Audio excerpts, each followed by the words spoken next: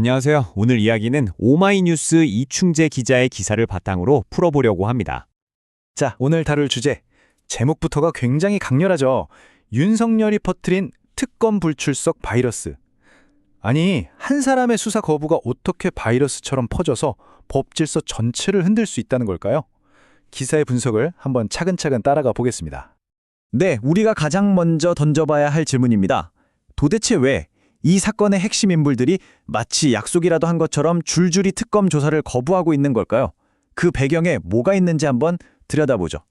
이런 흐름, 대체 어디서부터 시작된 걸까요?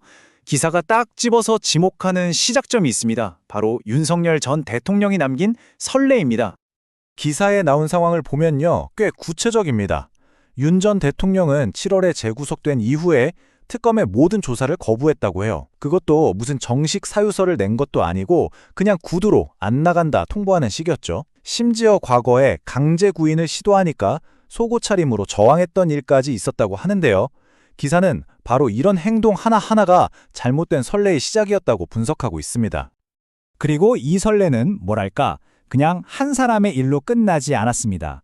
기사의 표현을 빌리자면 정말 바이러스처럼 다른 주요 피의자들에게로 순식간에 번져나갔습니다. 기사는 이렇게 아주 직접적으로 이야기합니다. 윤석열의 특검 무시 행태는 곧바로 김용현, 권성동에게 옮겨 붙었습니다. 라고요. 한 사람의 행동이 다른 사람들에게 어떤 식으로 영향을 미쳤는지 그 흐름을 명확하게 보여주는 대목이죠. 실제로 보면요, 정말 뚜렷한 패턴이 나타나요. 내란 혐의를 받는 김현현 전 장관 진술을 거부했죠.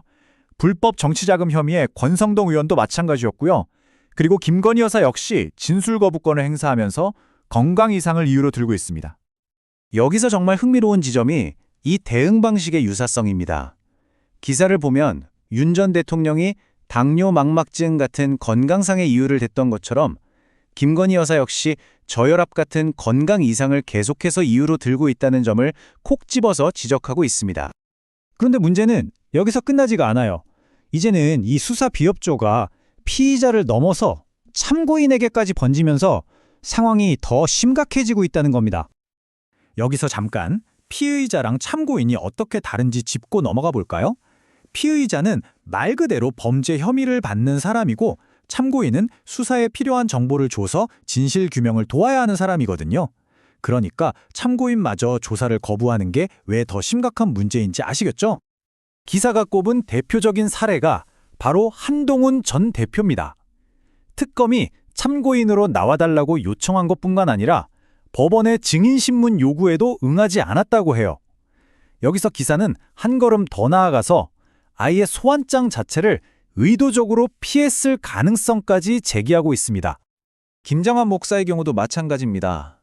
최상병 사건 관련해서 무려 3번이나 출석 요구를 거부했다고 하죠. 특히 주요 인물들과 통화한 사실까지 확인된 상황이라 더 의문이 커지는데요.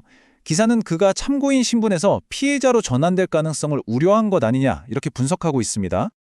자, 그래서 핵심은 이겁니다. 이런 현상이 계속되면 과연 어떤 결과가 올까요? 기사가 내리는 진단은 정말 엄중합니다. 바로 법질서의 붕괴죠.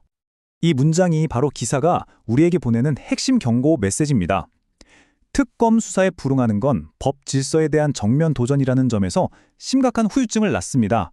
이게 단순히 한두 번 조사 피하는 개인의 문제가 아니라는 거죠. 그리고 이 경고는 안타깝게도 이미 현실이 되고 있는 것 같습니다.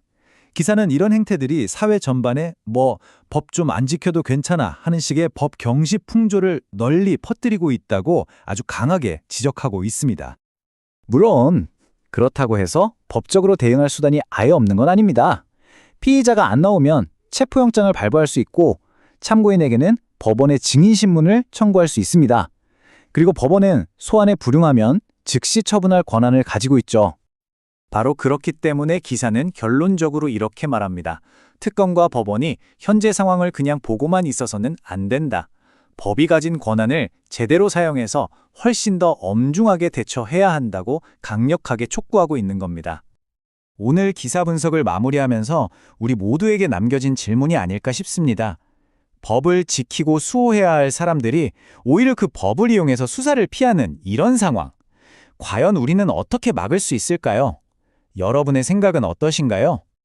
오늘 저희가 다룬 내용에 대한 더 깊이 있는 분석과 기사 원문이 궁금하시다면 아래 설명란에 있는 링크를 통해 직접 확인하실 수 있습니다. 시간을 내서 꼭 한번 읽어보시길 권해드립니다.